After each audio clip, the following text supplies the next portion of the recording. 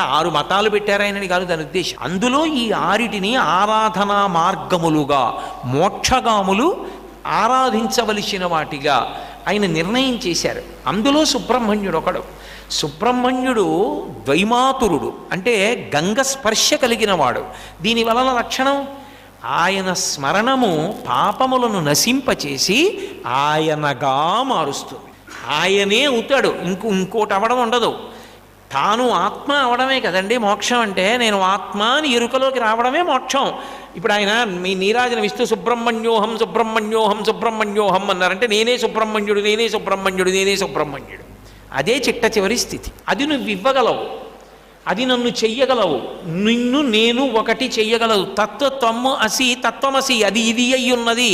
తత్వమసి మహావాక్యమే సుబ్రహ్మణ్యోహం.